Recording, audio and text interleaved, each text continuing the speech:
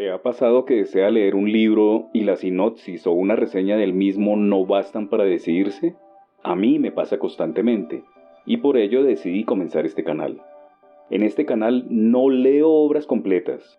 Mi objetivo es que usted, como receptor, se haga a una idea del estilo de escritura y de historia que se manifiesta en cada obra literaria que leo.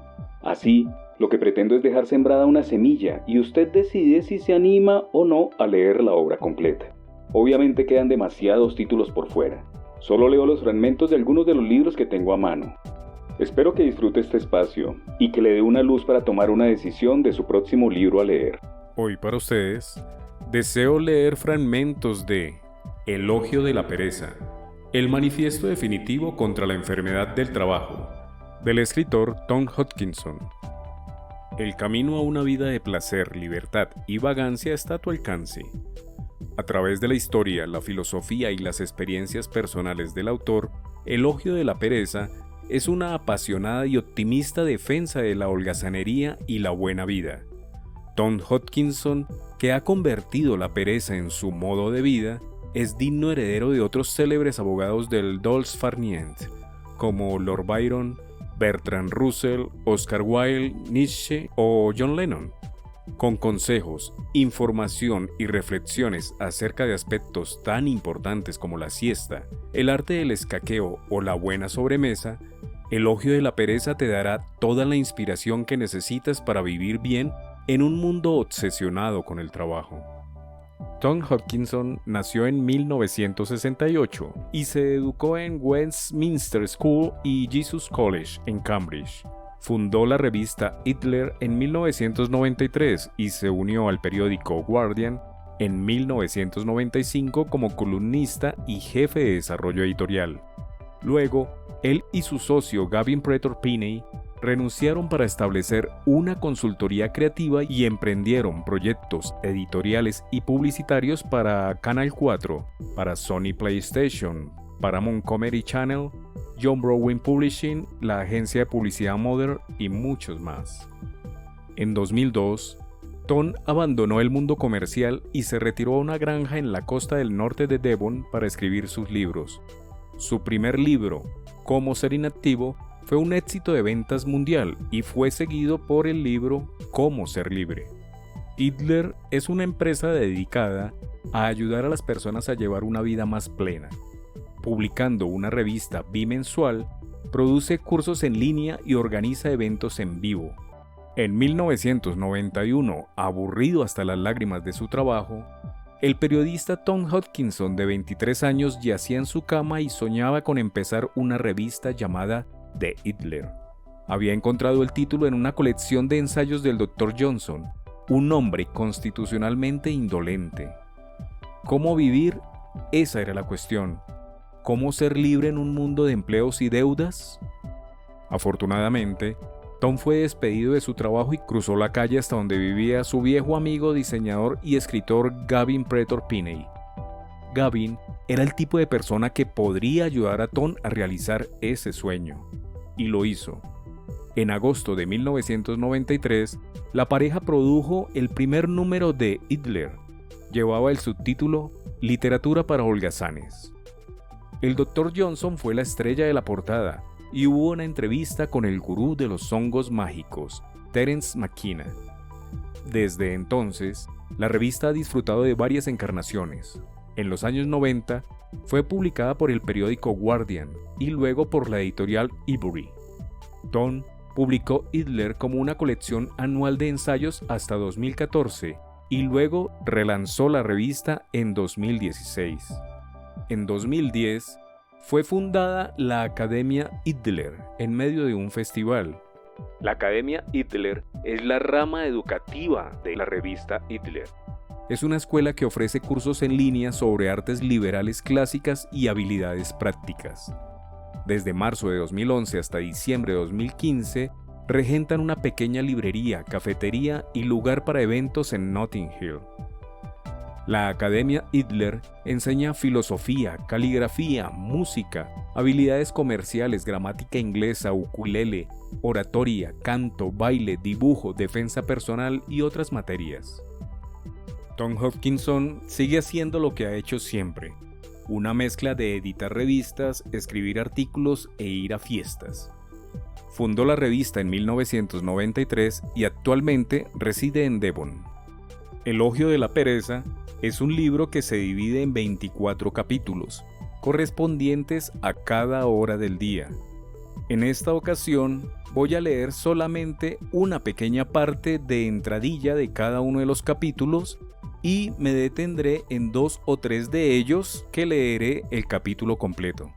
Espero lo disfruten. De Tom Hopkinson, Elogio de la pereza, el manifiesto definitivo contra la enfermedad del trabajo. Prefacio. Estar ocioso es una gozada. El propósito de este libro es alabar la pereza y, a la vez, atacar la cultura del trabajo en el mundo occidental, que ha esclavizado, desmoralizado y deprimido a muchos de nosotros. Sin embargo, no hacer nada es una ardua tarea, tal como aseguraba Oscar Wilde. Siempre hay demasiadas personas alrededor queriendo que haga cosas. Por eso, he intentado crear una especie de modelo de literatura de la holgazanería a partir de la filosofía, la ficción, la poesía y la historia de los últimos 3000 años, para que nosotros, los vagos, dispongamos de la munición necesaria para vencer en la lucha contra el trabajo. El número total de grandes vagos en la historia también demuestra que no estamos solos. Estar ocioso implica ser libre, pero no hablo de la libertad de poder escoger entre McDonald's y Burger King o entre Volvo y Saab. Me refiero a la libertad de vivir la vida que queremos, sin jefes, sueldos, trajines, consumo ni deudas. Ser vago es algo divertido, agradable y alegre. Se avecina una revolución, y lo mejor es que, para unirse a ella, no hay que hacer absolutamente nada. Por eso, centinelas y heroínas de la libertad, uníos a nosotros. Será la revolución más divertida que ha habido en el mundo. North Devon, 16 de junio de 2004. www.hitler.co.uk 8 a.m. Hoy no me puedo levantar. Me pregunto si Benjamin Franklin, racionalista estadounidense y representante empresarial, sabía cuánta aflicción iba a causar en el mundo cuando, en 1757, en pleno auge puritano, popularizó y fomentó el trillado y evidente falso aforismo: acostarse y levantarse temprano proporciona al hombre riqueza, salud y sabiduría. Es triste que desde nuestra más tierna infancia se nos inculque el mito moral de que lo correcto, adecuado y bueno es saltar de la cama justo en el momento en que nos despertamos para empezar a trabajar tan rápida y alegremente como podamos. En mi caso recuerdo claramente a mi madre gritándome para que me levantara cada mañana. Mientras permanecía tranquilamente tumbado en la cama, con los ojos cerrados, intentando no despertar de un sueño que se acababa e ignorando adrede sus gritos, empezaba a calcular el tiempo exacto que me llevaría a levantarme, desayunar y llegar a la escuela unos segundos antes de que empezaran las clases.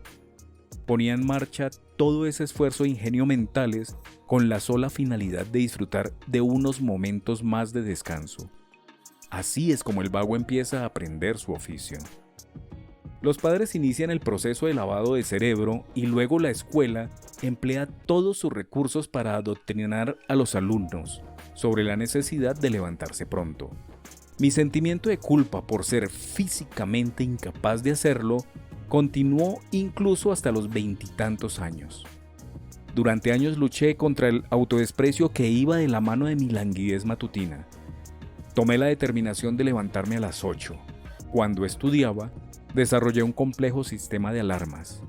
Me compré un enchufe temporizador y lo programé para que se encendiera la cafetera y el tocadiscos, en el que había puesto mi disco más cañero, It's Alive de Ramones. La hora prevista era en las 7:50. A esa hora, el tocadiscos debía empezar a sonar a un volumen atronador. Como se trataba de un disco grabado en directo, la primera canción iba precedida de los sonidos del público, Las ovaciones y los gritos me despertarían y entonces sabría que solo tenía unos segundos para saltar de la cama y bajar el volumen y de que mis compañeros de piso y a mí nos aturdieran los acordes iniciales de Rockaway Beach, que estaba a máximo volumen. La idea era beberme entonces el café, lo que me daría una buena sacudida y me despertaría. Funcionó, pero a medias. Cuando oía los gritos del público, salía de la cama tambaleándome. Pero lo que pasaba acto seguido es que, obviamente, bajaba el volumen, ignoraba el café y me metía de nuevo bajo el confortable y cálido abrigo de mi edredón. Volvía en mí hacia las 10:30, dormitaba hasta las 12 y finalmente conseguía ponerme en pie en un arrebato de profundo odio hacia mi persona. Por aquel entonces era un gran moralista e incluso me hice un cartel que colgué de la pared de mi cuarto que decía: primero educarse, luego divertirse. Era moderno porque era un trozo de letra de una canción del grupo hardcore punk Bad Brains, pero el mensaje, creo que estaréis de acuerdo, era de lo más gris. Ahora lo hago justo al revés. Años más tarde, no descubrí que no estaba solo en mi inactividad ni experimentando las emociones en conflicto de placer y culpa que la acompañaban. Se ha escrito mucho sobre el tema y normalmente quienes lo han hecho han sido los escritores más divertidos, los mejores, los más alegres. En 1889, el humorista victoriano Jerome K. Jerome publicó un ensayo titulado Sobre el Haragán. Imaginaos lo bien que me sentí cuando leí el siguiente fragmento en el que Jerome refleja los placeres de dormitar. Cuán delicioso es darse la vuelta y volverse a dormir. 5 minutitos más. ¿Hay algún ser humano, me pregunto, aparte del héroe de algún cuento para niños de catequesis, que se levante por voluntad propia? Hay algunos hombres para los que levantarse cuando toca es realmente imposible. Si resulta que las 8 de la mañana es la hora a la que deberían levantarse, entonces se quedan acostados hasta las 8:30. Si las circunstancias cambian y las 8:30 resulta ser demasiado pronto para ellos, entonces todavía les dan las 9 en la cama. Son como el hombre de estado del que se decía que siempre llegaba puntual media hora tarde. Prueban todo tipo de cosas. Se compran despertadores, artilugios arteros que se apagan cuando no toca y despiertan a quien no deben. Conocí a un hombre que se levantaba y se duchaba con agua fría e incluso eso no le servía de nada, puesto que después se metía otra vez en la cama para calentarse.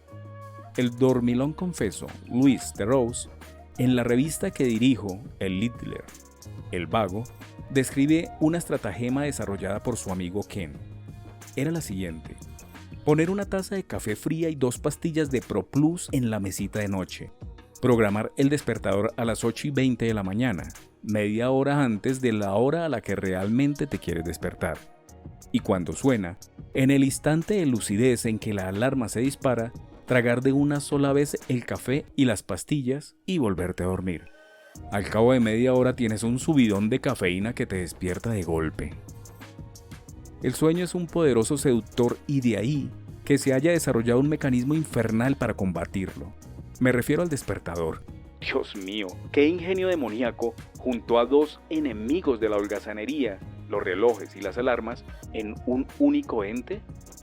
Todas las mañanas, en el mundo occidental, personas que están durmiendo plácidamente son arrancadas de su apacible sueño mediante un escandaloso repiqueteo o un insistente pitido electrónico. El despertador es el primer estadio de la ignominiosa transformación a la que nos sometemos forzosamente por la mañana, en la que pasamos de soñadores dichosos y despreocupados a currantes regidos por la ansiedad, cargados de responsabilidades y obligaciones. Lo que es absolutamente asombroso es que nos compremos despertadores por voluntad propia. ¿No es absurdo que nos gastemos el dinero que tanto nos cuesta ganar en un artilugio que hace que empecemos cada día de nuestra existencia de modo tan desagradable? ¿Y que solo sirve al empresario al que vendemos nuestro tiempo? Sí, hay ciertos despertadores que prescinden de la alarma y que en su lugar nos despiertan con la palabrería de un DJ a primera hora de la mañana. Pero, ¿acaso son mejores? La agobiante jovialidad de los DJ intentan ponernos de buen humor para el día que empieza y distraernos de nuestras penas con bromitas tontas. No hay nada más penoso que la alegría de otro ser humano cuando te encuentras en un estado de reflexión existencial profunda. En el Reino Unido, la versión intelectualoide de la invocación nacional para levantarse es el programa Radio 4 Today, que trata sobre las calamidades del día con gran seriedad y rigor. La gran mayoría de los países tienen un programa serio de noticias a primera hora de la mañana, lo que contribuye a estimular emociones como la ansiedad y la rabia del oyente. Hay cierto tipo de personas que creen que su deber es escuchar estos programas, como si por el mero hecho de hacerlo el mundo fuera a mejorar. ¿Es que realmente no hay sitio para una emisora sin informativos? Cuando voy escuchando música clásica en la radio, por ejemplo mientras conduzco, no hay nada peor que ver mis cavilaciones y mi sueño interrumpidos por la tediosa realidad de los titulares de las noticias. En resumen, para la mayoría de nosotros, el día del trabajo empieza en forma de tormento cuando, una vez arrancados del néctar de la inconsciencia, nos enfrentamos a la perspectiva de tener que llegar a ser ciudadanos conscientes de nuestros deberes, listos para servir a nuestros señores en el puesto de trabajo con gratitud, buen humor y abundante energía. Por cierto, ¿se puede saber por qué andamos desesperados tras un puesto de trabajo? Es algo horrible. Después del despertador, le toca al señor Kellogg forzarnos a ponernos en acción muy a nuestro pesar. El acto físico de hacer crujir los copos de maíz o similares se retrata en la tele como si se tratara de un sortilegio para los indolentes seres humanos. El haragán desaliñado y sin afeitar, Malo, se transforma por arte de magia en un trabajador elegante y alegre, lleno de vigor y determinación. Bueno, por mediación de la fuerza positiva de los cereales. Incluso el mismo Kellogg, de forma reveladora, era un puritano fanático de lo saludable que nunca mantenía relaciones sexuales. Prefería los enemas. Estos son los artífices de nuestra vida diaria. Por culpa de la promesa de ocio, libertad y hacer lo que nos venga en gana de nuestra sociedad moderna, la mayoría de nosotros todavía somos esclavos de un horario que no hemos escogido. ¿Por qué hemos llegado a este punto? Las fuerzas anti-holgazanería han estado trabajando desde la caída de Adán. La propaganda contra dormir en exceso se remonta a tiempos muy remotos, hace unos 2000 años, a la Biblia. En el capítulo 6 de los Proverbios se trata el tema de este modo. Ve a mirar a la hormiga, perezoso. Observa sus costumbres y hazte sabio. Ella no tiene ni magistrado, ni inspector, ni jefe. Durante el verano prepara su alimento y recoge durante la siega su comida. ¿Hasta cuándo, perezoso, estarás acostado? ¿Cuándo te levantarás de tu sueño? Un poco dormir, un poco adormecerse, un poco cruzar los brazos descansando. Así, vagabundo, te llegan como un ladrón la miseria y la indigencia. En primer lugar, yo cuestionaría seriamente la sensatez de una religión que pone a la hormiga como ejemplo de cómo vivir. El sistema de las hormigas en una aristocracia explotadora que se basa en el curro maquinal de millones de trabajadores y la completa inactividad de una única reina y un puñado de zánganos. La voz de Dios reprende a los pobres haraganes por dormir y después les advierte de que la pobreza y el hambre serán su recompensa si continúan tumbados en la cama. La holgazanería es un pecado y su salario es la muerte. El cristianismo ha estado fomentando la culpabilidad por quedarse en la cama desde los tiempos más remotos. Los moralistas, los capitalistas y los burócratas utilizan ese pasaje de la Biblia como mazo para imponer a la gente la noción de que Dios odia que nos levantemos tarde. Encaja con las ansias de orden que caracterizan al no perezoso. No pierdas el tiempo. Es mejor estar ocupado que no hacer nada. En el Londres de mediados del siglo XVIII, el Dr. Johnson, que contaba con una producción literaria considerable, se laceraba a sí mismo por sus costumbres holgazanas. Oh, Dios mío, haz que sea capaz de compensarte por el tiempo que he pasado en manos de la pereza. Escribía en sus diarios a los 29 años. 20 años más tarde, las cosas no habían mejorado y decidió levantarse pronto. No más tarde de las 6 si puedo. Al año siguiente, al no ser capaz de cumplir su determinación, la redacta. Me he propuesto levantarme a las 8 porque, aunque siga sin levantarme pronto, será mucho más temprano de lo que me levanto ahora, puesto que a menudo estoy en la cama hasta las 2. Johnson, profundamente religioso y de temperamento melancólico, se sentía avergonzado por su pereza. Pero, ¿esta pereza le hacía daño a alguien? ¿Mató a alguien? ¿Esta pereza forzó a alguien a hacer algo que no quisiera? La respuesta es no. El periodo final del siglo XVIII y el siglo XIX fueron tiempos propicios para que los avatares del progreso fomentaran la cultura del madrugón entre la clase obrera. En 1755, el reverendo J. Clayton publicó un panfleto, Consejo amistoso a los pobres, en el que exponía que madrugar alejaría a los alborotadores de las calles. La necesidad de levantarse pronto haría aumentar la necesidad de los pobres de irse a la cama pronto, de modo que se reduciría el peligro de los jaraneros de medianoche.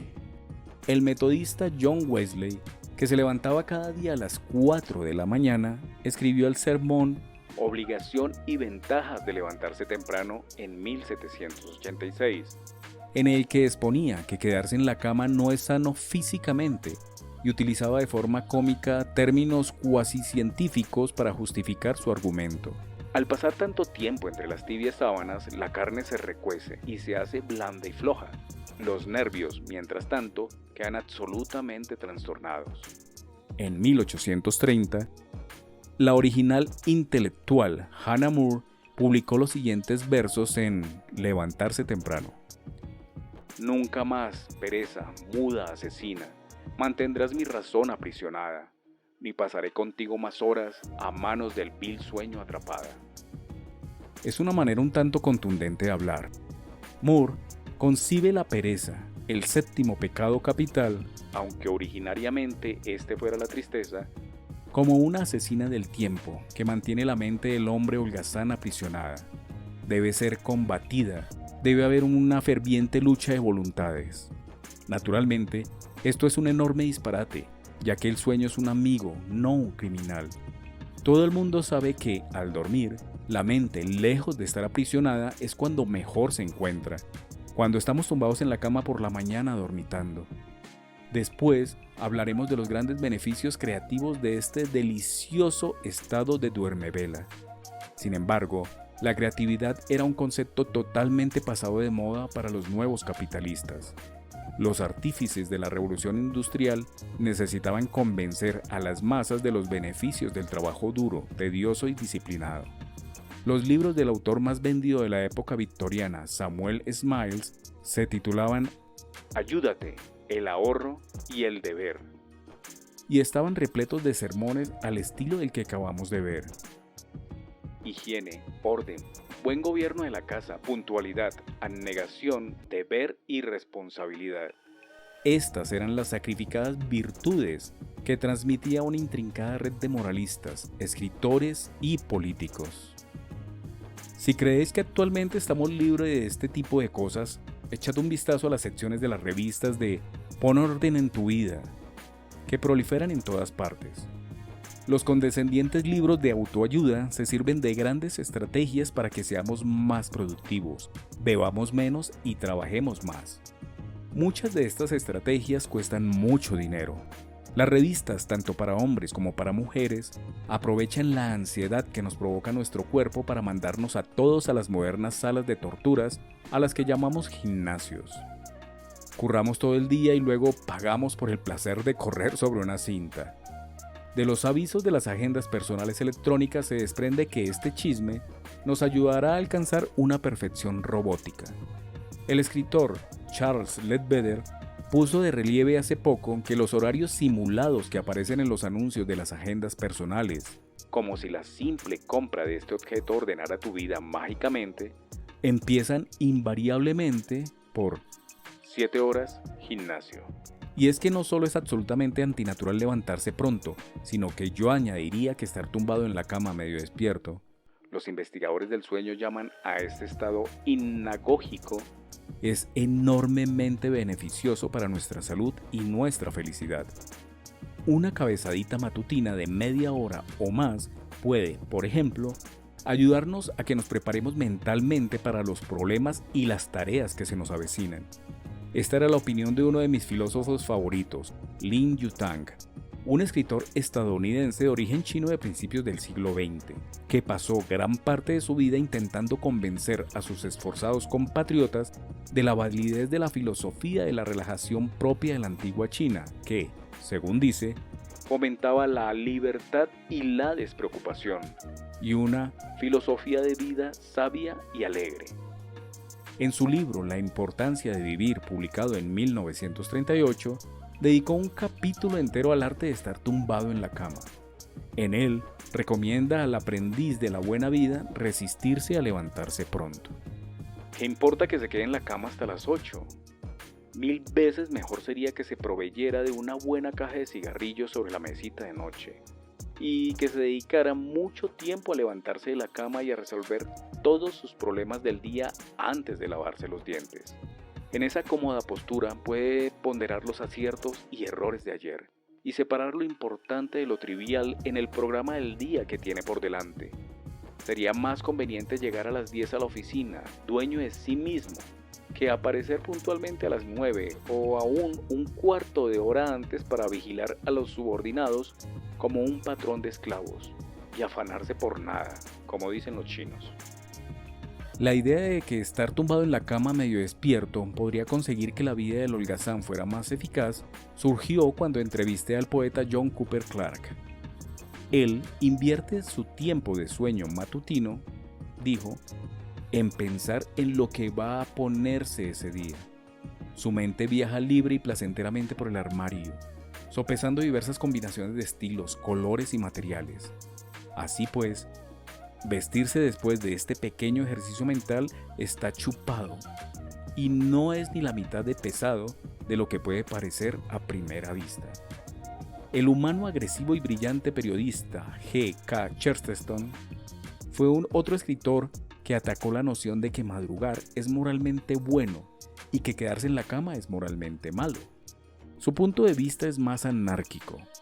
A la hora a la que nos levantemos debería ser una opción personal.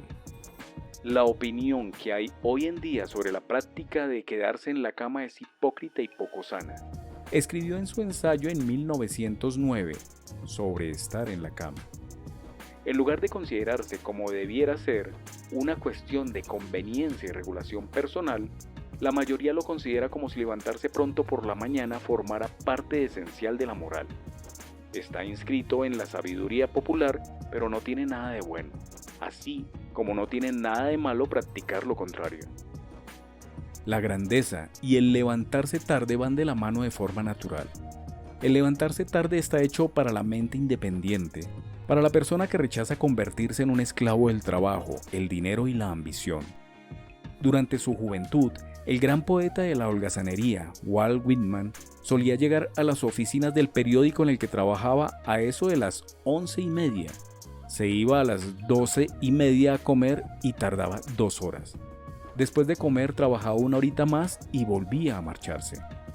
Entonces, ¿qué podemos hacer?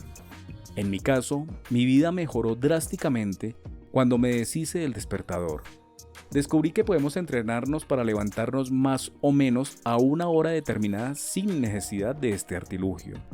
Si realmente tenéis la mala suerte de tener que levantarte a una hora determinada. De esta manera nos levantamos sin prisas, de forma natural y agradable. Salimos de la habitación cuando estamos listos y no cuando alguien quiere que salgamos. Atrás quedó la agonía diaria de que el maldito ruido mecánico de la campana me arrancara de mi apacible sueño. Obviamente, ayuda bastante el hecho de no tener un trabajo y de ser tu propio amo y señor. Pero incluso si estáis sometidos a un trabajo, os recomiendo que lo probéis. Funciona y podría ser un primer paso hacia la holgazanería. Desde luego, no es fácil permanecer en la magnificencia y el confort de la cama mientras los que están a nuestro alrededor trabajan. A veces sucede que el gandul se despierta por culpa de los gritos de los albañiles, el ajetreo de los compañeros de piso, las súplicas de los niños o incluso los rosados dedos del amanecer llamando a la ventana. Para disfrutar de un sueño matutino hay que eliminar cualquier elemento que lo obstaculice, Así que, si me permites, te daré otro consejo práctico. Simplemente, invierte en tapones para los oídos, persianas y antifaces para los ojos. Con estos simples artilugios, puedes alargar vuestro tiempo de sueño. En el caso de que tengas niños pequeños, cuanto antes aprendan a levantarse solos y a prepararse el desayuno, mejor. Al principio de este capítulo, he asegurado que la máxima sobre levantarse pronto de Benjamin Franklin no solo causaba aflicción, sino que también era falsa. Pero, ¿por qué? Ya verás. Cuando pienso en gente sana, rica y sabia, veo entre ellos artistas, escritores, músicos y emprendedores. Es bien sabido que ninguna de estas personas se levanta temprano. Para tener buenas ideas y planear cómo llevarlas a la práctica, la gente creativa necesita tiempo para pensar, lejos del despacho, del teléfono y de las 1001 distracciones de la vida doméstica cotidiana. Y la cabezadita de la mañana es uno de los mejores momentos. En lo referente a cómo diablos acostarse temprano puede atraer directamente riqueza y felicidad, supongo que no se puede demostrar nada. Pero estoy con el Dr. Johnson cuando afirma confidencialmente que quien piense en acostarse antes de medianoche es un sinvergüenza. No, los que se levantan pronto no son sanos, ricos y sabios. Normalmente son débiles, pobres y tontos. Son los sirvientes de los que se levantan tarde. Si no me crees, mira las caras demacradas y ojerosas que hay a vuestro alrededor en el metro en las principales ciudades de los grandes países industrializados. Londres, Tokio, Nueva York, entre las 8 y las 9 de la mañana. ¿Sanos? Sin duda alguna, no. ¿Ricos? No, porque si lo fueran no estarían en el metro a esas horas. De hecho, los trabajadores peor pagados son los que acostumbran a viajar más pronto. ¿Sabios? ¿Cómo podrían serlo si eligen vivir así? Si quieres ser sano, rico y sabio, el primer paso es tirar el despertador. 9 a.m. Penas y trabajos. Fragmento. Las 9 de la mañana es seguramente la hora más cruel y temida de todas en la vida de un vago, ya que es la hora a la que alguien en algún lugar decidió que se debería empezar a trabajar. Antes de las 9, autobuses, trenes, tranvías y carreteras transportan a trabajadores con caras largas que se arrastran de una parte a otra de la ciudad. Los ascensores susurran con ejecutivos de marketing con vaqueros. Secretarias pintadas como puertas charlan incansables en la recepción. Inmigrantes recién aterrizados llegan a las fábricas con el casco puesto. Los urbanistas se despiertan con un café. Los dependientes esperan delante de la tienda a que llegue el jefe con las llaves. Las escaleras mecánicas nos sacan de un mundo subterráneo mal ventilado y nos depositan en oficinas también mal ventiladas. Leemos el diario y nos angustiamos. Tenemos un trabajo. ¡Un trabajo! Es la recompensa por años de estudio. Hemos trabajado duro en nuestra juventud para volver a trabajar duro en la edad adulta. Un trabajo. La meta de nuestra vida. La respuesta. La idea del trabajo como respuesta individual y social a todas nuestras plegarias es uno de los mitos más perniciosos de la sociedad moderna. La fomentan políticos, padres, los moralistas en los diarios y los jefes en las fábricas. A diestra y siniestra, el paraíso, afirman, es el pleno empleo. Un índice fiable que mide el éxito de un país es la cantidad de población ocupada. Cuantas más personas tengan trabajo, mejor. Eso es lo que nos explican. El trabajo raramente es definido con precisión a los adolescentes o estudiantes en su periplo hacia él. Pero el mito nos sugiere que con un buen trabajo ganaremos mucho dinero, tendremos vida social, estatus y lo encontraremos gratificante. En realidad, es sorprendente lo poco que nos paramos a reflexionar sobre estos temas en el instituto o en la universidad. Y aunque de niños oímos a nuestros padres quejarse todas las noches de sus jefes o compañeros de trabajo, no se nos quitan las ganas de acceder al mundo laboral. Creemos que para nosotros será diferente. 10 a.m. Dormir hasta tarde. Fragmento. Son las 10 de la mañana. Un buen vago, tras evitar la culpa de las 8 de la mañana, la hora de levantarse determinada por la cultura, y la culpa de las 9 de la mañana, la hora del trabajo, puede seguir en la cama e incluso llegar a pensar en levantarse. No, quedarse en el lecho, entendido como estar tumbado en la cama despierto, no es una concesión egoísta, sino una herramienta imprescindible para cualquier aprendiz del arte de vivir, que es la verdadera definición de un vago.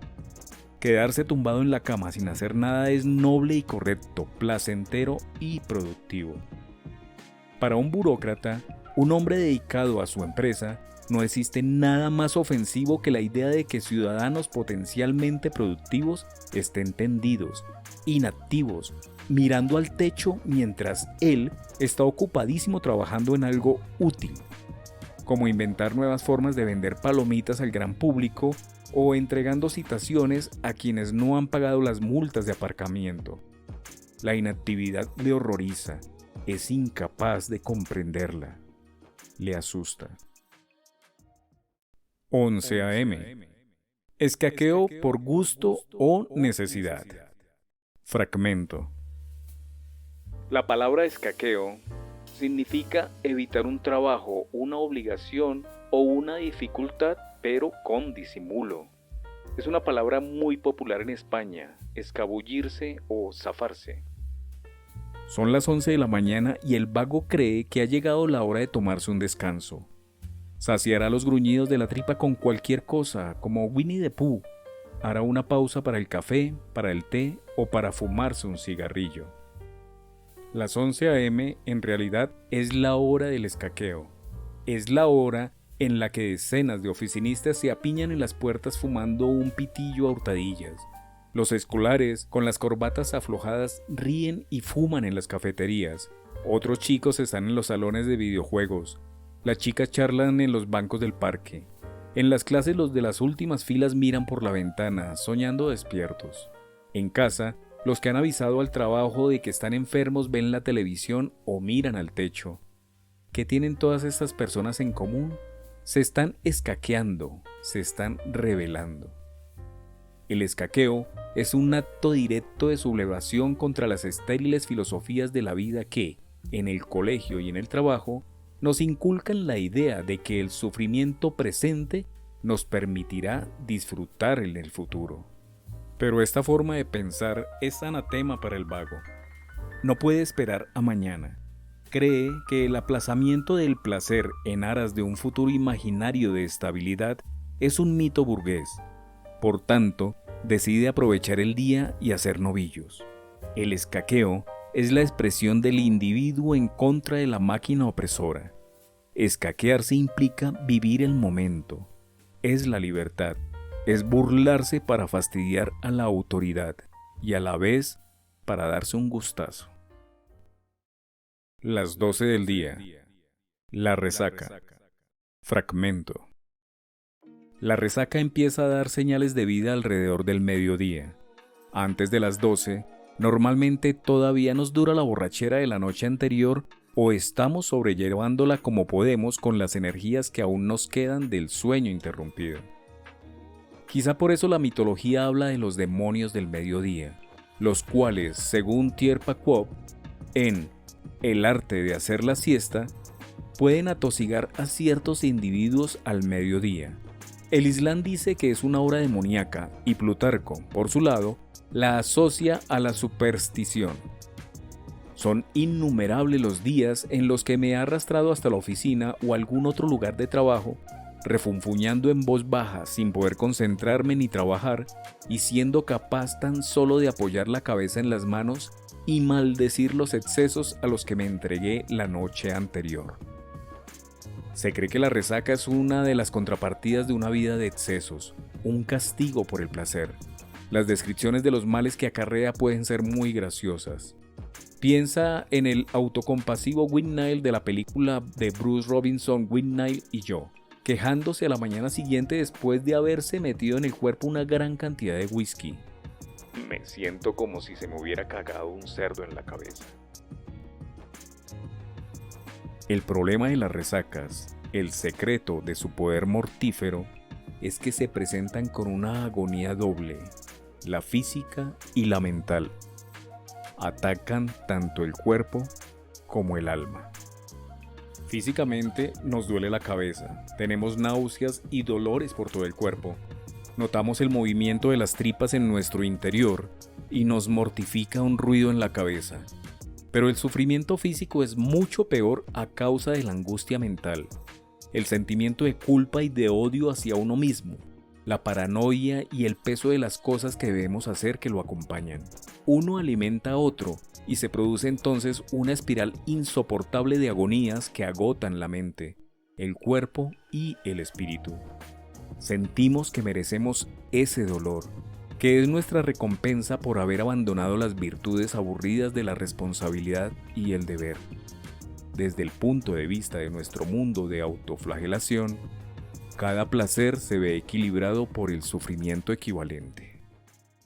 1 de la tarde.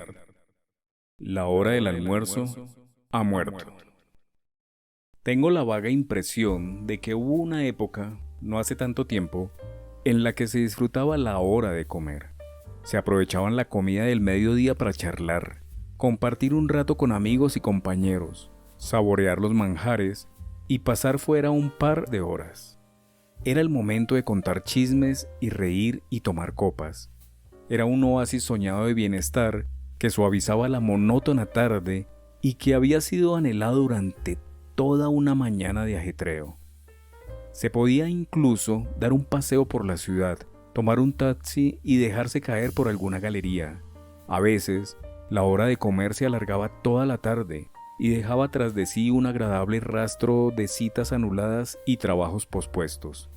El almuerzo, escribió el genial periodista Kay Waterhouse en su Teoría y Práctica del Almuerzo en 1986, es libre albedrío. Pero ahora, ¿qué significa esa comida para el trabajador moderno del siglo XXI en Occidente? Desafortunadamente, se ha reducido a un asunto meramente práctico. La tradición de tomar una comida pausada ha recibido un duro golpe por parte de la nueva ética del trabajo. De ahí el auge del sándwich como la forma más eficaz de satisfacer el hambre con el mínimo esfuerzo, y de ahí el gran éxito en el Reino Unido de proveedores de sándwich de calidad como Pret A Manger, quien, con un nombre tan francés, un personal tan alegre y un hilo musical con jazz, pretende ser un apasionado de la comida, cuando en realidad está más interesado en atiborrar a los oficinistas de forma eficaz para que puedan volver rápidamente a sus despachos. Por supuesto, su verdadera pasión es obtener beneficios y dinero apelando a la cultura del trabajador sin tiempo. De todos modos, cualquier pretensión que hubiera tenido de ser unos apasionados de la comida ha resultado ser pura filfa al ser adquiridos por la cadena McDonald's, esos famosos amantes de la calidad. De hecho, podríamos echarle la culpa a esos ocupados, impacientes y luchadores estadounidenses. Ya en 1882, Nietzsche explicó que la comida se veía amenazada por la nueva ética del trabajo de Estados Unidos. Su prisa sin respiro a causa del trabajo, escribió en La Ciencia Jovial, está comenzando ya a infectar con su salvajismo a la vieja Europa. Se piensa con el reloj en la mano, como también se come al mediodía con los ojos puestos en las noticias del mercado de valores. Se vive como si continuamente no se llegara a tiempo a algo. La muerte de la hora del almuerzo fue un acontecimiento mucho más infausto que la muerte de Dios. Observando el Nueva York de la década de 1930, Lin Yutang también se quejaba de que el ritmo de vida acelerado destruía el placer de la comida. Tal es el ritmo de la vida moderna que cada vez tenemos menos tiempo y pensamos menos en cocinar y alimentarnos. La vida se convierte en un torbellino cuando comemos para trabajar y no trabajamos para comer. Esta actitud ante la comida, como mero incentivo del trabajo, fue impuesta por los fascistas. Creían que la comida era útil si aumentaba la producción, pero no se contemplaba el placer. El siguiente fragmento está extraído de un manual de dirección de una fábrica italiana y data de 1940. Los industriales no pueden permanecer indiferentes ante el hecho de que sus empleados puedan ser capaces de alimentarse, en mayor o menor medida, de forma adecuada mientras trabajan en la fábrica. Además de consideraciones de índole humanitaria, deben reconocer que la función de la comida es aportar al cuerpo del trabajador una inyección de energía que le permitiría reponer la consumida por el esfuerzo físico y mental y alcanzar a mantener lo más alto posible el punto en la curva de producción que, como sabemos, desciende rápidamente cuando el trabajador ha agotado las reservas de su energía. El sacrificio de comer para trabajar alcanza su apoteosis en la década de 1980. En la película Wall Street de Oliver Stone, el ambicioso corredor de bolsa Gordon Gekko pronuncia la frase inmortal: ¿Comer? Estás de broma, solo comen los peleles. Comer implicaba malgastar una hora que se podía pasar trabajando. La sociabilidad y el placer no estaban incluidos en los menús. La comida había sido sacrificada a los grandes dioses del trabajo, el progreso y superar al otro. Nadie tiene tiempo libre para comer, según parece. Es habitual encontrar a personas engullendo una hamburguesa o un sándwich en el metro. Esta forma de comer tiene algo de culpable y furtivo. No es comer, es solo repostar combustible, y lo mismo ha ocurrido con el desayuno. Pequeñas porciones de cereales sólidos que reciben el nombre de barritas de desayuno se anuncian con el eslogan "una buena comida en cualquier parte". Mucho más eficaz de este modo. Los comedores en los lugares de trabajo se han privatizado y en las ciudades comemos solos. En McDonald's, Burger King, KFC y en el anteriormente mencionado Pret a Manger, estos lugares cubren en la actualidad el propósito fascista de la comida, para aportar al cuerpo del trabajador una inyección de energía. Es deprimente ver filas de trabajadores solitarios sentados ante las ventanas de estos puntos de venta, masticando mecánicamente, leyendo el diario o con la mirada perdida en la calle. El filósofo francés Jean Baudrillard en América, 1986, comenta su tristeza ante la visión de otro extraño fenómeno moderno, el footing, y escribe: La única angustia comparable a esta es la de un hombre comiendo solo en el centro de la ciudad. En el Reino Unido y en Estados Unidos, los vagos han ido viendo con horror el aumento de las cafeterías del tipo Starbucks, donde muchos de nosotros vamos a comer los sándwiches que constituyen nuestra comida en la actualidad. Las cafeterías del siglo XXI tienen muy poco o nada en común con las cafeterías del siglo XVIII, centros de ociosidad por excelencia que servían grandes dosis de bebidas alcohólicas y que existían para facilitar los intercambios sociales. Los modernos Costas o Starbucks tienen como misión secreta unas metas meramente utilitarias: darnos café fuerte y algo de pan para ayudar a subsistir durante el día en un estado de ansiedad y de miedo. Desprenden el desagradable aroma de la eficiencia. La primera ola de cafeterías que llegó a las costas británicas en 1996 estaba encabezada por la Seattle Coffee Company. Al principio, el concepto parecía tentador: sofás mullidos, buen café, luz tenue, cosas apetitosas. Admitámoslo, la culpa es nuestra. Las cafeterías británicas nunca han sido gran cosa. Con su café instantáneo chamuscado, tostadas frías, servicio tosco, luces de neón deslumbrantes, mesas naranja pegadas al suelo, mugre y desencanto. Así pues, sin ninguna duda, había un hueco libre en el mercado. Recuerdo lo mucho que me gustaban esas primeras cafeterías, e incluso escribí un artículo en la revista Face explicando la diferencia entre un Skinny Latte y un Double Mocha. Las nuevas cafeterías tenían algo de la elegancia de la costa oeste. Recordaban levemente uno de los cafés Big de San Francisco. Parecían zonas de esparcimiento, un lugar donde acudir, fumar y sentirse como un intelectual francés. ¿Podían ser un regalo para los desocupados? Pero el acogedor y emprendedor Seattle Coffee Company quedó borrado del mapa cuando el amplio grupo de Starbucks abrió 65 locales en 1998 y actualmente toda calle principal tiene su cafetería Costa, Starbucks, Aroma o Nero. Lejos de ser zonas propicias de ociosidad, estos lugares son simples paradas para máquinas de trabajar, gasolineras para seres humanos. Como el escritor Ian Sinclair apuntó, toda la cultura se ha acelerado y por eso las personas hacen cola ante los locales de comida rápida para llevar. Es la muerte de los cafés. ¿Quién va a pasar los días descansando en un café? Se ha acabado. ¿Y qué consecuencias tiene beber tanto café? Que vamos todos acelerados. El Reino Unido se empieza a parecer a Estados Unidos, donde beber alcohol ha sido sustituido por beber café. Así, en lugar de ir medio borrachos toda la tarde como cuando se tomaban 3 martinis a la hora de comer, los empresarios están enganchados a la cafeína, nerviosos, inquietos, con prisas, gritando a los novatos y criando úlceras. Estoy seguro de que pronto podremos ver el efecto atroz que tiene este frenesí por el café sobre la salud mental y física de los países. En realidad, la cultura del café es hostil al vago. Pero no hace tanto tiempo que en Londres y en Nueva York, los dos polos de la ética del trabajo, triunfaban las comidas pausadas.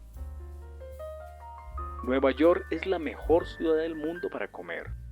Es la hora de la sociabilidad. Escribía el humorista William Emerson Jr. en 1975 en el Newsweek. Además, esas comidas estaban regadas con grandes cantidades de alcohol.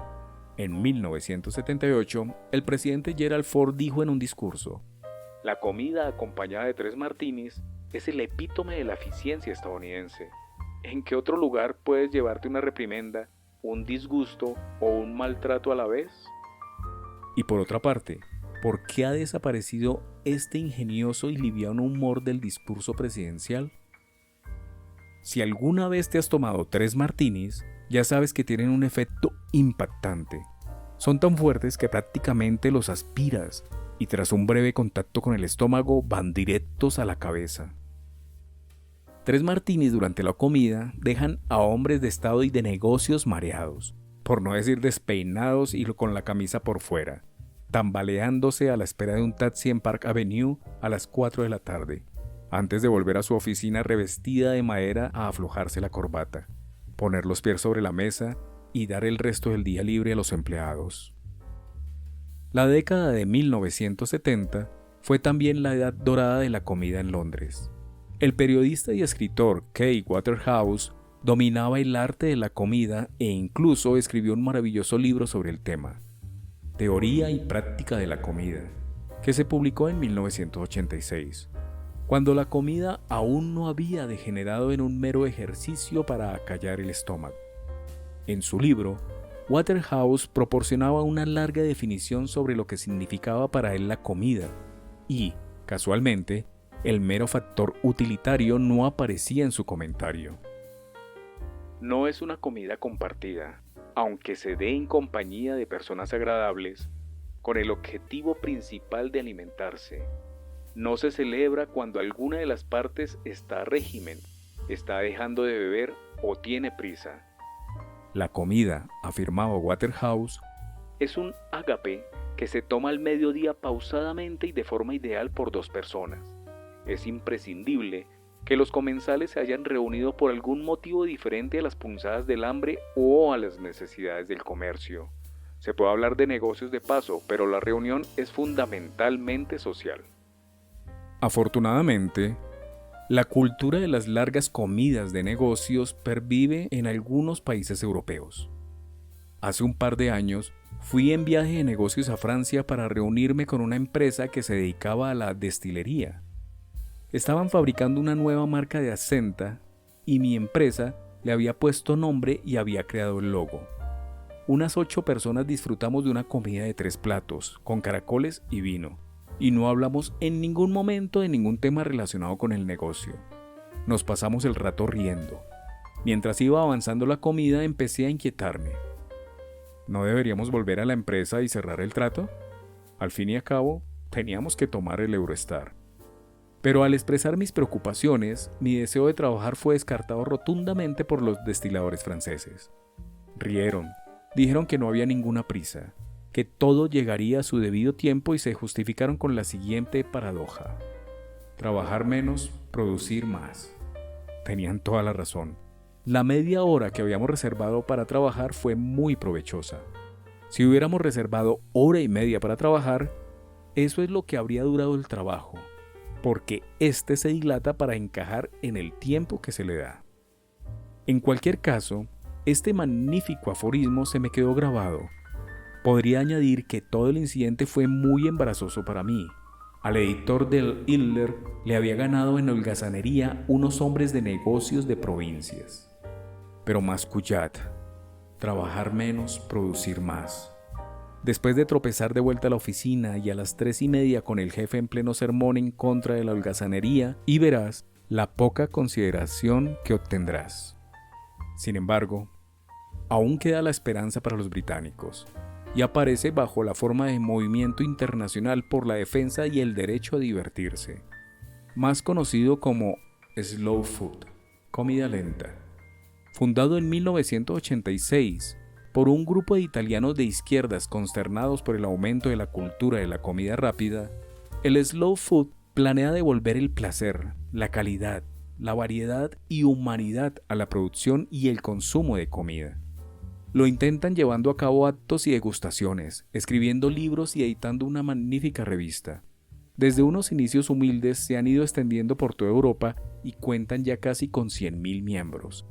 Incluso acaban de abrir una oficina en Estados Unidos, cuna de la comida rápida. Su logotipo es un caracol y su fundador, Carlo Petrini, ve el movimiento como una revolución cultural en toda regla, y yo estoy de acuerdo con él. Como demuestra el manifiesto de los Slow Food, su filosofía va más allá de la comida, y se puede ver como una protesta contra la mecanización deshumanizadora de la vida. Nuestro siglo, que empezó y se desarrolló bajo la insignia de la civilización industrial, fue el primero en inventar la máquina y luego la adoptó como modelo de vida. Somos esclavos de la velocidad y todos hemos sucumbido ante el mismo virus insidioso, la vida rápida, que afecta nuestros hábitos, domina la intimidad de nuestros hogares y nos fuerza a consumir comida rápida. Para que el Homo sapiens sea digno de este nombre, debe apartarse de la velocidad antes de que se vea reducido a una especie en peligro de extinción. Una defensa firme del placer material pausado es la única forma de oponerse a la locura universal de la vida rápida. Unas dosis adecuadas de placer sensual y gozo pausado y duradero garantizados nos protegen de contagiarnos de la multitud que confunde frenesí con eficiencia. Debemos empezar nuestra defensa en la mesa con comida lenta. Debemos volver a descubrir los olores y sabores de la cocina regional y desterrar los degradantes efectos de la comida rápida. En nombre de la productividad, la vida rápida ha cambiado nuestra manera de ser y amenaza nuestro medio ambiente y el entorno. Por eso, ahora la comida lenta es la única auténtica respuesta progresista. La cultura verdadera trata de desarrollar el gusto en lugar de degradarlo. ¿Y qué mejor manera de hacerlo que mediante un intercambio internacional de experiencias, conocimientos o proyectos? La comida lenta garantiza un futuro mejor. Los británicos y los estadounidenses estamos preparados para ser invadidos por el movimiento Slow Food. Hace tiempo que soportamos una comida hecha por robots. El gran éxito del libro de Eric Scholler, Fast Food, el lado oscuro de la comida rápida, de 2001, que describe los inhumanos procesos mediante los cuales se elaboran hamburguesas, pollo y patatas fritas, y de paso revela algunas de las horribles condiciones y sueldos bajos que padecen los trabajadores no cualificados que elaboran estos productos.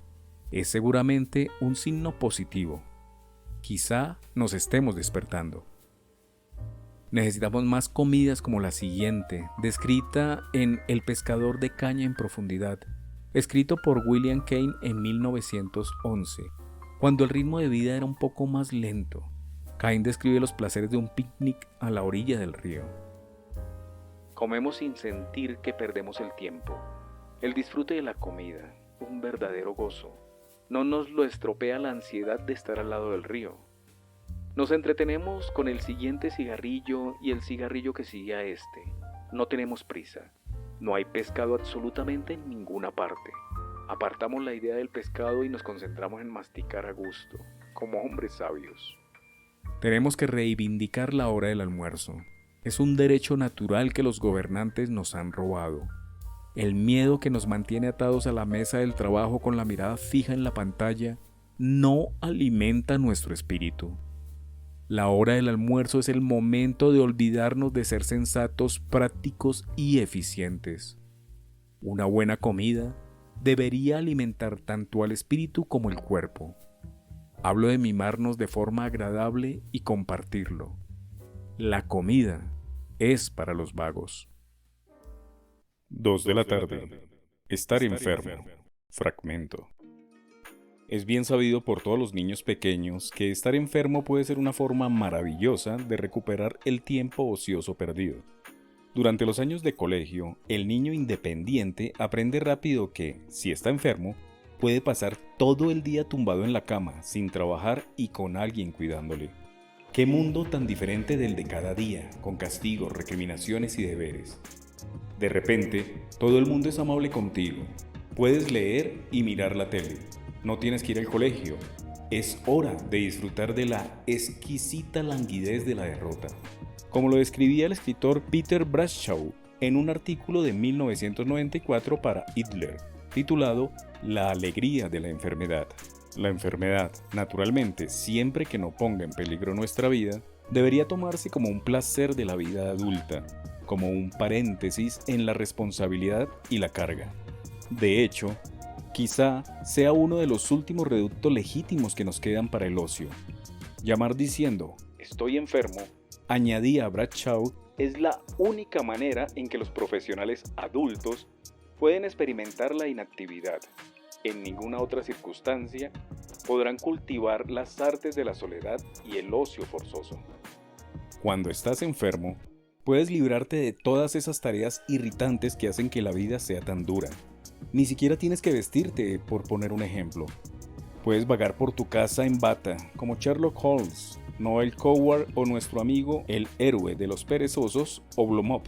Para Oblomov, aquella bata poseía infinidad de inapreciables cualidades.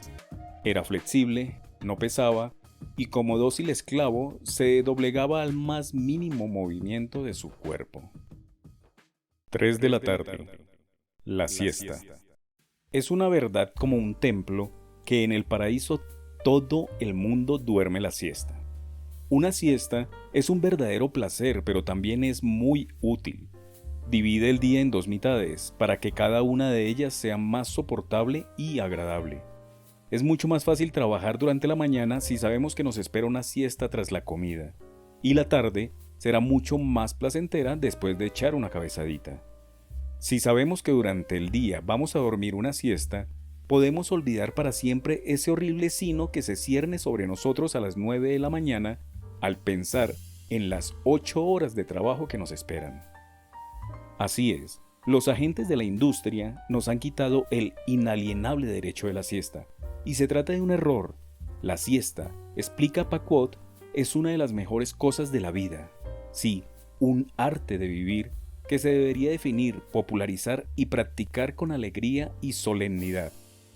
Creo que no hemos tenido mucha suerte ni en Estados Unidos ni en el norte de Europa, en los países donde el dogma del trabajo y la industria no ha sido tan firme, no ha controlado implacable la psique de la nación. La siesta es una parte sagrada del día. Muchas veces, el aspirante a vago del autolacerante norte de Europa, cuyos antepasados fundaron los Estados Unidos, lanza una mirada celosa a los más despreocupados países mediterráneos y a su costumbre de la siesta. En España, por ejemplo, antes la siesta estaba incorporada a la jornada laboral. Los trabajadores volvían a la casa a la hora de comer, comían, echaban una cabezadita y luego volvían a la oficina o a la fábrica para trabajar otro rato antes de que cayera la noche. 4 de la tarde. La hora del té. El relajante ritual del té es otro de esos placeres holgazanes que se han sacrificado en aras de la productividad y el rendimiento en los últimos años. Quien tuvo la idea de tomarlo a las 4 en punto era un genio, ya que las 4 de la tarde es el momento del día en que la energía empieza a fallar. Las largas, lánguidas y aburridas horas entre las 2 y las 4, durante las cuales es imposible hacer mucho y el holgazán sensato se ha ido a la cama, llegan a su punto final y los cerebros vuelven a despertarse otra vez. No es la hora de hacer algo, pero sí de empezar a pensar en hacer algo. La hora del té debería ser el momento de charlar y reflexionar de forma distendida, de fumarse un cigarrillo, de hacer algún pequeño esfuerzo mental, y debería durar como mínimo media hora. 5 de la tarde. El paseo. Es una lástima que una palabra tan noble como pedestre se haya llegado a utilizar en sentido peyorativo. Demasiado pedestre. Así es como calificamos una obra creativa si queremos transmitir la idea de que es vulgar, normal y corriente. Es como si el humilde paseo se hubiera convertido en algo tedioso y aburrido en comparación con unos modos de transporte más ostentosos y rápidos, como los trenes, los aviones o los automóviles. Pero el peatón, trotamundos, paseante, tiene alma de vago. El transeúnte es un ser superior y el más poderoso. Camina por placer, observa pero no interviene, no tiene prisa, es feliz en compañía de su mente, deambula tranquilo, sabio y alegre, endiosado. Es libre. Sin embargo, muchos de los que avanzan a zancadas por las calles de las grandes ciudades no disfrutan del paseo. Simplemente utilizan las piernas para desplazarse de A a B. No hay ningún componente de diversión en su ejercicio, hay que caminar y punto. Caminan con un objetivo: ir de la parada de metro a la oficina, de la parada de autobús a la fábrica, de la tienda de bocadillos al banco. El viaje en sí no es importante, es una pérdida de tiempo, la meta es lo principal.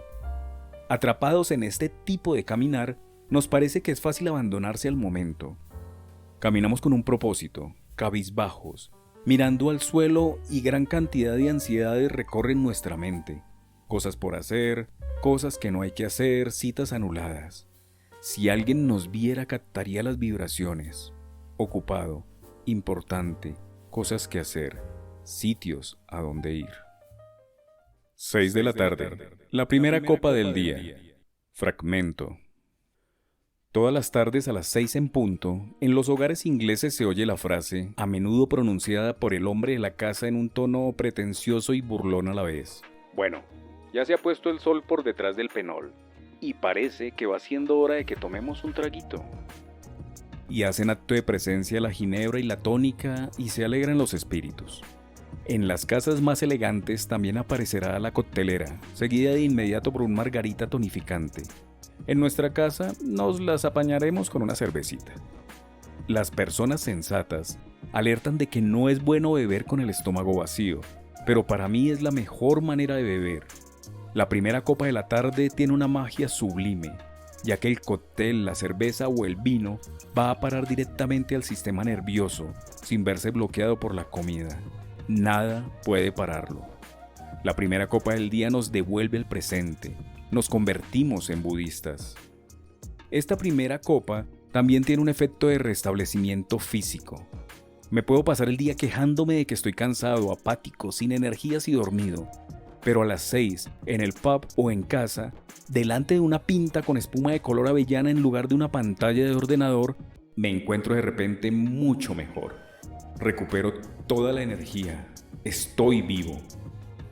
Y con una copa, los esclavos del trabajo durante el día se transforman en seres humanos con ideas, sentimientos, ganas de reír e independencia. Las 7 de la noche. De pesca. Fragmento. En los muros de la catedral de Winchester hay una vidriera que representa a un hombre sentado a la sombra de un árbol. Lleva un sombrero negro, botas hasta las rodillas y pelo blanco a la altura de los hombros. Tiene la barbilla apoyada en la mano derecha y con la izquierda sostiene un libro.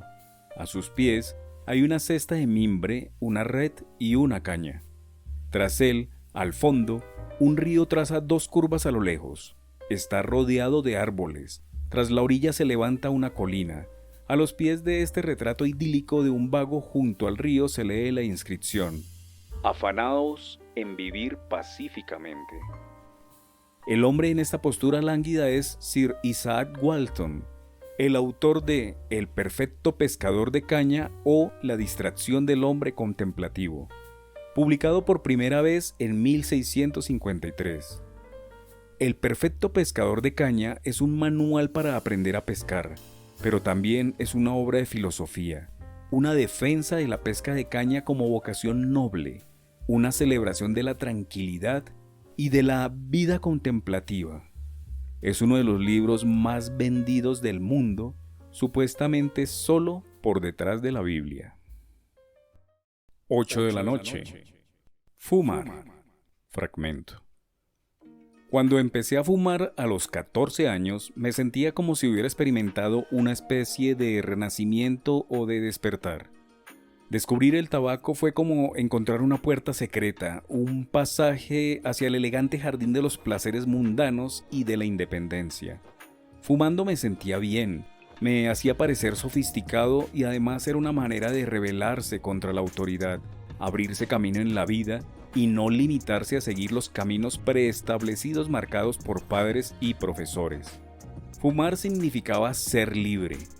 Había encontrado un amigo tan bueno que seguramente sería para toda la vida. Dejar de fumar sería sufrir una desgracia, agravada por el hecho de que el resto de mi vida tendría que ver a los demás disfrutando de la compañía de ese amigo perdido. Sin embargo, también sabemos, no podemos ignorarlo de ningún modo, puesto que las autoridades sanitarias son tan eficientes, que fumar es malo, y así empieza una batalla que puede durar toda una vida entre el sí y el no. A los 14 años tomé la determinación de dejar de fumar cuando cumpliera los 18. A los 18 años, cuando tuviera 21, y a los 21 estaba convencido de que querría dejar de fumar voluntariamente cuando cumpliera los 30. Y ahora, a mis 30 y pico, estoy seguro de que cuando llegue a los 40 me habré librado de este vicio. Sin embargo, de momento, fumo.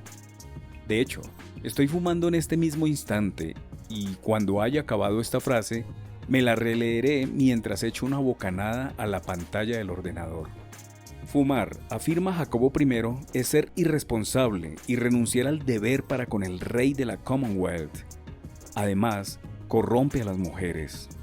El marido no se avergonzará de haber llevado de ese modo a su delicada y sana mujer, de piel tersa y suave, en la extrema situación de tener que decidir si a partir de entonces corrompe su dulce aliento o vive en un hediondo tormento perpetuo.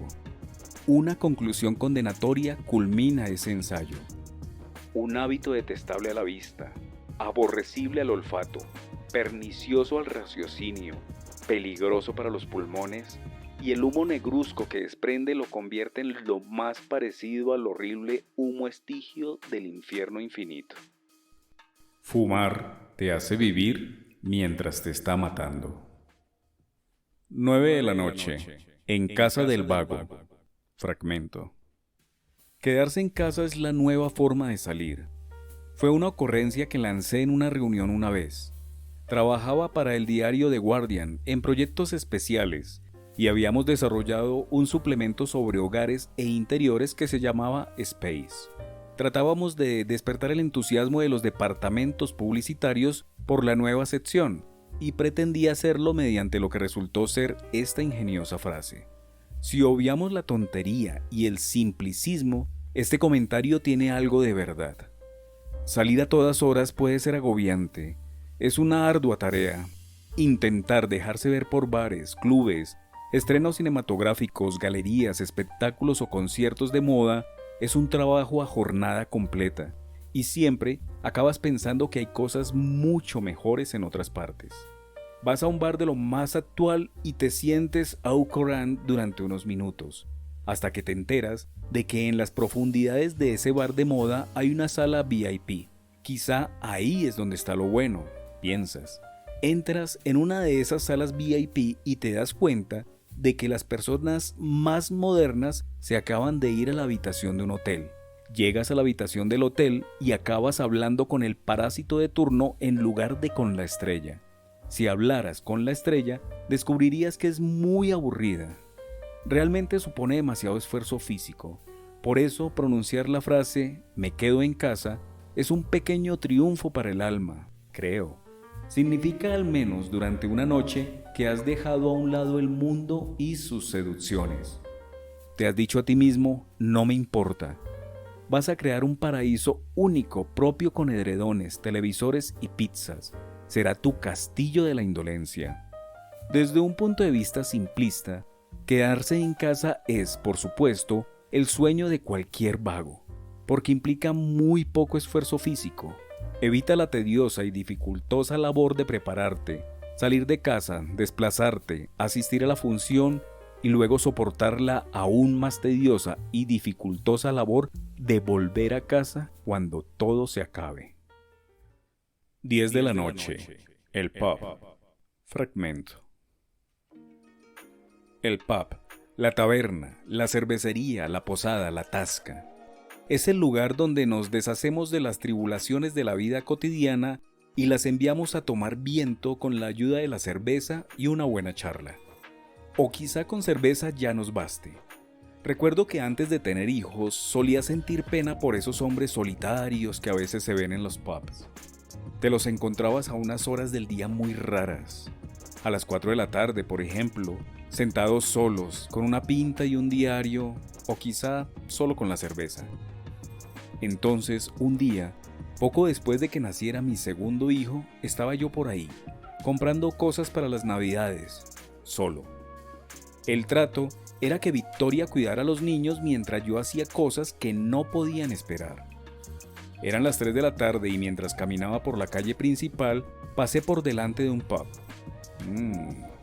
Tiene buena pinta, pensé. Y no veas qué bien compraré después de tomarme una cervecita. Así que entré, me senté y disfruté del lujazo de beber solo y tranquilamente durante 20 minutos. Entonces me miré a mí mismo y me di cuenta de que me había convertido exactamente en el tipo de tío triste que me daba pena, el bebedor solitario. Y entendí lo que hacían esos hombres. No es que huyeran de su mujer, sino que estos paréntesis solitarios en el pub eran una manera de obtener un poco de tiempo para sí mismos, un tiempo de reflexión y de paz, lejos del trabajo y del hogar. Momentos de ocio, momentos de libertad. Ir al pub es una manera de tomarse una pausa. 11 de la noche. Disturbios. Fragmento. La sublevación es un arma, pero muy diferente a las armas de las autoridades, del rey o del Estado, de los pesados y de las legiones de antivagos. Paradójicamente, los holgazanes son dados a la sublevación. Los gobernantes tienden a utilizar la esclavitud implacable para crear burocracias opresoras y cansinas que nos matan de aburrimiento. Cada 2 por 3 se pone en marcha la fuerza bruta. Por el contrario, el modus operandi del vago es sentarse a hablar y pensar durante meses y luego actuar con ímpetu, con diligencia rápida y violenta, con un arrebato visible de pasión, un levantamiento. Los planes se traman en el pub y luego, muchas lunas más tarde, se atacan los edificios, se coloniza Trafalgar Square, se ocupa un edificio universitario. Como parte del espectáculo, la sublevación es particularmente eficaz. Jesús era un alborotador. Cambió la situación y creó un precedente para millones de visionarios idealistas posteriores. Las 0 horas, la luna y las estrellas. Fragmento. La luna y las estrellas son bálsamos constantes en la vida de un vago. Demasiado a menudo, la barrera urbana de gases nos aísla de una clara noche estrellada, y la mayoría de nosotros solo podemos contemplarla cuando logramos pasar un fin de semana en el campo. Así, cuando tenemos visitantes aquí en Devon, nos suelen destacar la claridad y esplendor de las estrellas. Su contemplación parece volver a conectarnos con la sensación infantil de maravilla ante los misterios del universo. Son literalmente de otro mundo, y por eso nos alejan del nuestro y de sus preocupaciones. Nos hacen despegar del suelo. Me gusta el texto anterior de Coleridge, en especial porque cuando lo leí por primera vez, mi hijo Arthur tenía 2 años, y la luna le embelesaba de igual modo. Además, luna fue una de las primeras palabras que pronunció. «¡Luna!», dijo cuando llegamos por la tarde. «¡Luna!», señalando el cielo y mirando luego hacia mí. De hecho, cuando Arthur llora por la noche, a menudo lo saco fuera para que vea la luna y así se suele calmar. 1 de la mañana. Sexo y holgazanería. Fragmento.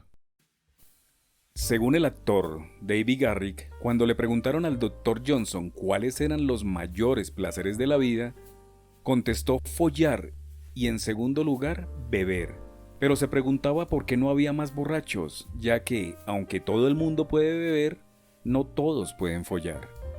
Desde Burns hasta Byron y desde los bohemios hasta los hippies, la historia de la vida loca y desenfrenada y la búsqueda de la libertad ha estado estrechamente vinculada a la búsqueda de libertad sexual. No es de extrañar que muchos de nuestros grandes radicales hayan sido también pornógrafos. Pero siendo como es uno de los mayores placeres para el vago, el sexo aparece rodeado de una espantosa aureola de problemas y ansiedades. Los mojigatos y los burócratas que suelen dirigir los países y las grandes instituciones han atacado el placer del sexo desde siempre. El placer individual ha sido su víctima particular, junto con otras formas de sexo sin fines reproductivos como la homosexualidad o la zoofilia. El siglo XIX llevó a cabo un ataque generalizado y concentrado contra la masturbación por parte de sacerdotes, maestros, médicos y científicos. Cuanto más pronto viene a parar a este relativo descanso, mejor para él y mejor para el mundo que se quiere deshacer de él. Así es como Maudsley, fundador del hospital mental que lleva su nombre, hablaba del masturbador en 1868. 2 de la mañana. El arte de la conversación. Fragmento. El vago disfruta con los placeres terrenales y no está hecho para la estricta austeridad del monje ni los hábitos abstemios, deportivos y monótonos del luchador del siglo XXI. La verdadera savia de la vida del Aragán es hablar y compartir ideas e historias con los viejos y los nuevos amigos. Le encanta la compañía, contar y que le cuenten. Le gusta sentarse tranquilamente a la mesa y perder por completo la noción del tiempo. De repente alguien dirá con sorpresa: «Ya son las 2». El tiempo pasa volando, menos cuando estamos en el trabajo. Entonces, las horas que más cuesta soportar son las comprendidas entre las 2 y las 6 de la tarde. Son las horas de la muerte, del arrastre. Cuando trabajaba en una tienda, esas horas suponían una tremenda agonía.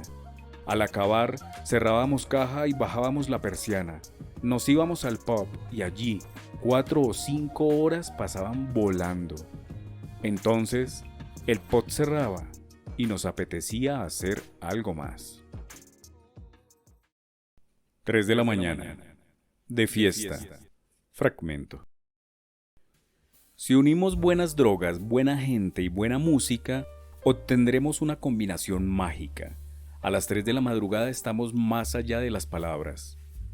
La primera vez que experimenté el verdadero placer hedonista, de tipo sostenido, fue a principios de los 90, cuando el gran periodista ya difunto Gavin Hills me introdujo al éxtasis y a los raves. Menuda revelación. Tenía 22 años y creía que se habían acabado mis días de fiestero, pero ahora parecía tener ante mí un sinfín de noches apasionantes. Uno de los grandes placeres era que ese tipo de fiesta parecía alargar la noche, prolongar las 3 de la madrugada.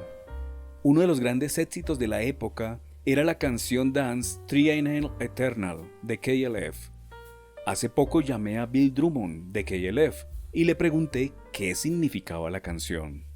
Las 3 de la madrugada es el momento del día en que las responsabilidades y las realidades del día anterior han desaparecido y las responsabilidades y realidades del día siguiente aún no han aparecido. 3 AM Eternal trataba de ese tema porque en ese momento parece que todo vaya a durar para siempre. Era una idea que escribí en un trozo de papel, eternamente las 3 de la mañana. Luego descubrí la palabra española madrugada, que significa amanecer muy de mañana. A las 2 de la madrugada desearías haberte ido ya a casa. A las 4 de la madrugada empieza a hacer frío, pero a las 3 de la madrugada tiene algo de magia. El intelecto racional se ha desvanecido y disfrutas del momento. Las puertas de la percepción están abiertas. 4 de la mañana. Meditación. Fragmento. No existe una forma más pura de holgazanería que la meditación. No hacer absolutamente nada durante horas y horas se eleva a rango de búsqueda espiritual. La meditación es una forma de conectar con una dimensión interior, un espíritu, un alma, un determinado tipo de esencia que ha sido ampliamente ignorada por la supramente racional. Al meditar, estamos buscando la inframente, esa parte del yo que va más allá de lo intelectual, emocional y físico. Intentamos evitar sucumbir al desecho mental, a las preocupaciones mundanas y las ansiedades de todo tipo. La idea es que, alimentando el yo interior de este modo, acumulamos reservas de fuerza que nos facilitarán afrontar los problemas y las luchas de la vida. Cuando el espíritu se reduce y el alma está desnutrida, los desaprensivos se aprovechan de nosotros. Mi padre practica la meditación con un grupo que se llama Brahma Kumaris y durante 20 años se ha levantado a las 4 de la madrugada para no hacer nada durante 1 hora antes de empezar el día. 5 de la mañana. Dormir. Fragmento. Junto a Benjamin Franklin, el otro gran estadounidense enemigo de la holgazanería fue Thomas Edison, el inventor. Nacido en 1847, empezó a trabajar a los 13 años vendiendo caramelos y revistas a los viajeros del tren y pasaba el tiempo libre leyendo libros de materia científica. El amor por el dinero, las máquinas y el trabajo duro forjaron el carácter dinámico, rico y productivo del capitán de la industria en que se acabó convirtiendo. Los diferentes inventos que emanaron de su carácter hiperactivo le llevaron a ser cofundador de la Edison General Electric Company, que aún existe bajo el nombre de General Electric. Los grandes vagos de la época como Oscar Wilde o Paul Lafargue concebían la tecnología como liberadora de trabajo para el hombre.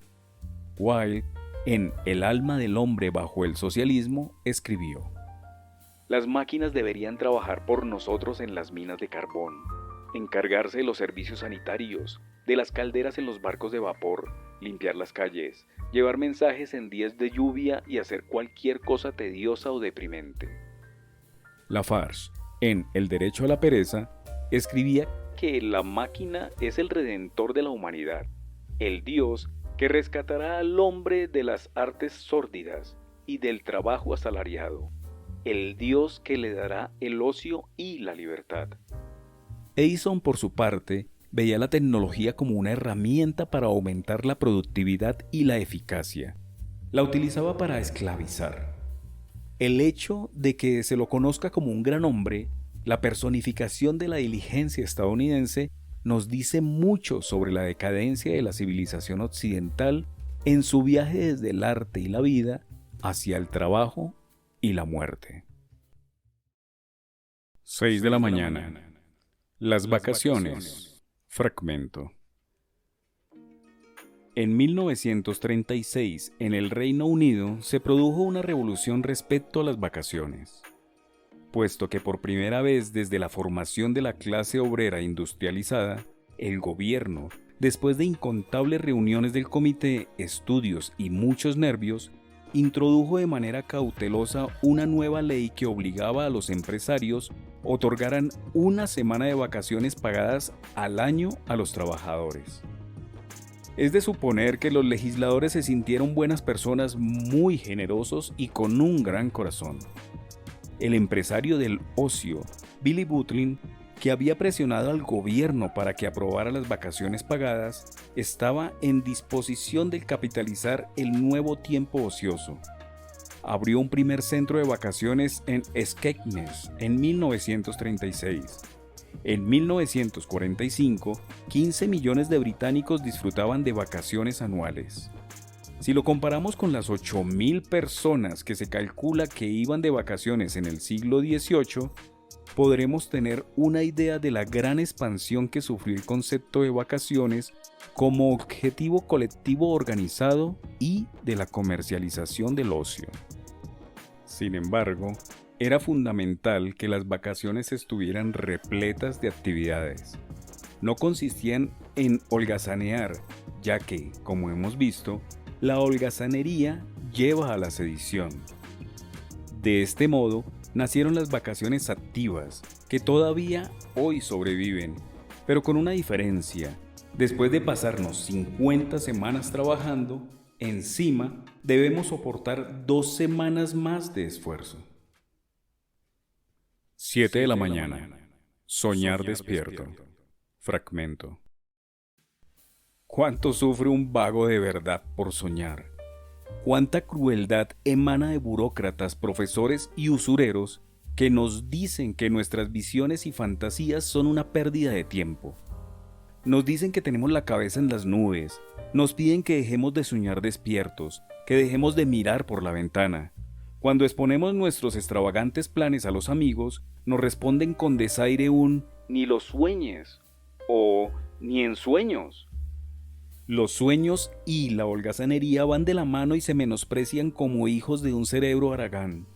Como el sensato y práctico Mercurio dice a un iluso Romeo en Romeo y Julieta, absurdo, frívolo, tonto y prescindible.